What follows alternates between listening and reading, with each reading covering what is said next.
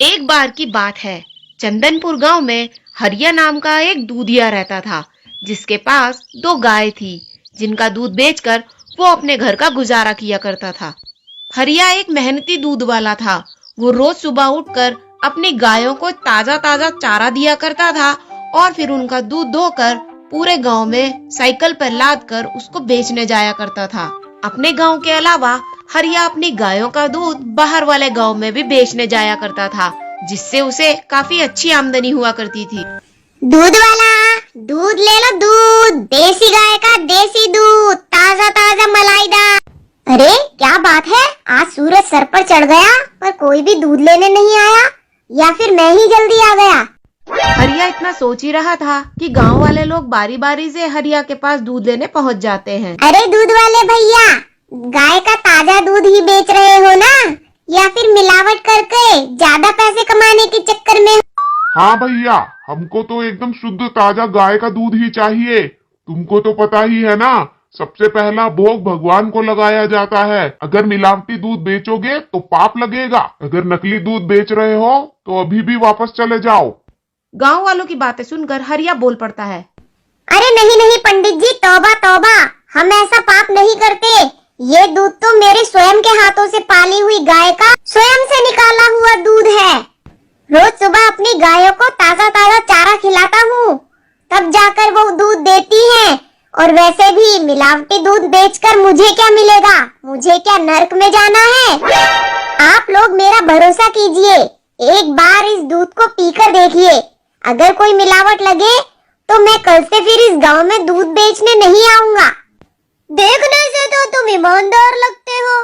चलो, तुम कह रहे हो तो तुम्हारी बात ही मान लेते हैं। अब जल्दी से 2 लीटर दूध तोल दो। अगर अच्छा लगा तो सारे गांव वाले तुम्ही से दूध लेंगे। क्यों भाई? और इस तरह से हरिया का दूध का व्यापार बहुत फलने फूलने लगा। सारे गांव के लोग हरिया से ही दूध लेने लगे। उसका दूध गांव वालों को बहुत पसंद आता था, क्योंकि वो शुद्ध और देसी दूध बेचता था। अगले दिन जब हरिया गांव में दूध बेचने गया तो उसने देखा वहां रोज के मुकाबले कुछ ज्यादा लोगों की भीड़ थी जो उससे दूध लेने आए थे। इसे देखकर हरिया का दिल खुशी से झूम उठा। मन ही मन हरिया सोचने लगा, अरे वाह, अगर ऐसी भीड़ रोज दूध लेने आ जाए तो लगता है 1 महीने की कमाई एक ही दिन में कर लूंगा।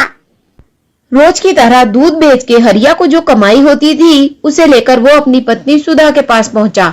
उसने सुधा से कहा, अरे देखो, आज पूरे 1000 रुपए का दूध बेच कर आया हूँ। ऐसे ही रोज कमाई होती रही तो हमारे तो वारे न्यारे हो जाएंगे। फिर मैं इन पैसों से और गाय खरीद लूंगा और फिर पूरे गांव में दूध बेचूंगा, और तो और 2-4 गांव और जोड़ लूंगा। क्या कहती हो? अरे वाह, ये तो बहुत अच्छी बात है। लगता है भगवान जी भी हमारे साथ हैं। तो चलो, आज इसी बात पे मैं आपके पसंद का खाना बनाती हूँ, आपको बहुत अच्छा लगेगा। जब हरिया गायों का दूध दोहने आता है तो उसके मन में लालच आ जाता है। वो सोचने लगता है कि पूरे गांव में एक मैं ही दूध वाला हूँ जो सबको ताजा और शुद्ध दूध देता हूँ। अगर मैं इसी तरह सबको दूध देता रहा तो इसमें मेरा क्या फायदा होगा? क्यों ना मैं इस गाय के दूध में पानी मिलाकर बेचूं, जिससे मुझे खूब फायदा होगा, और तो और ज्यादा लोग भी दूध लेंगे और मैं जल्दी से जल्दी अमीर बन जाऊंगा। और वैसे भी गांव के सभी लोग मुझ पर बहुत भरोसा करते हैं। अगर मैं दूध में जरा सा पानी मिला भी दूंगा तो उससे क्या फर्क पड़ जाएगा? वो लोग मुझ पर बिल्कुल भी संदेह नहीं करेंगे। और बस इसी तरह का लालच अपने मन में लेकर हरिया गाय का दूध धोकर अपने घर की ओर चल देता है। पर उसे क्या पता था कि जिसके मन में लालच आ जाती है उसका अंजाम बहुत बुरा होता है। और घर पहुंचते ही वो दूध में पानी मिलाना शुरू कर देता है। वो पूरे दूध में 1 बाल्टी भरकर पानी मिला देता है, जिसे देखकर उसकी पत्नी गुस्से में उससे बोलती है, अरे तुम ये क्या कर रहे हो? तुम दूध में पानी मिला रहे हो? जो ग्राहक तुम पर इतना भरोसा करते हैं तुम उनके साथ धोखा कर रहे हो। भगवान से तो डरो। अरे तुम चुप हो जाओ, तुम्हें कुछ नहीं पता। अगर हम ऐसे ही दूध बेचते रहे तो जिंदगी में कभी अमीर नहीं बन पाएंगे। तुम्हें पता है कितनी महंगाई है? ऐसी महंगाई के जमाने में इतना सब कुछ करना पड़ता है, तुम नहीं समझोगी। और इस तरह पति पत्नी के बीच दूध में पानी मिलाने को लेकर बहुत लंबी बहस चलती है। अपनी पत्नी की बातों को अनसुना करते हुए हरिया रोज की तरह सुबह सुबह दूध बेचने निकल पड़ता है। जैसे ही वो लोगों को दूध देता है, लोगों को उस पर शक होने लगता है। अरे हरिया, ये क्या, आज का दूध बड़ा पतला लग रहा है। कहीं तुमने इसमें पानी तो नहीं मिला दिया? तुम्हें याद है ना कि ये दूध भगवान को भोग में चढ़ाया जाता है। ऐसा करोगे तो पाप लगेगा तुमको। अरे नहीं नहीं पंडित जी, क्या बात कर रहे हो? मैं तो सीधे अभी गाय का दूध निकाल कर सीधे आप ही के गांव आया हूँ आपको देने। ऐसा कैसे हो सकता है? रोज की तरह दूध ताजा है। हाँ हाँ बिल्कुल ताजा ताजा दूध लाया हूँ, ऐसा नहीं है, मैं कोई मिलावट नहीं करके लाया हूँ। देख सकते हो आप दूध। हरिया को अपनी सफाई में ऐसे लड़खड़ाता बोलते देखकर गांव वालों को उस पर और शक होने लगता है। पर हरिया अपनी चतुराई से सारा पानी मिला दूध गांव वालों को बेचकर अपने घर वापस आ जाता है। हरिया का लालच इतना ज्यादा बढ़ जाता है कि वो पानी मिले दूध को बेचकर संतुष्ट नहीं होता। वो सोचता है कि उसके दूध की खेप और ज्यादा बढ़ जाए, इसीलिए वो दूध में पाउडर मिलाना शुरू कर देता है। अरे वाह, अब इस पाउडर को दूध में मिलाऊंगा और 1 गिलास दूध से 4 गिलास दूध बना लूंगा। फिर तो मैं कितना अमीर हो जाऊंगा। वहीं हरिया का मिलावटी दूध पीकर गांव के 2 बच्चे बहुत बीमार हो गए। इतने बीमार कि उन्हें हॉस्पिटल में एडमिट करना पड़ा।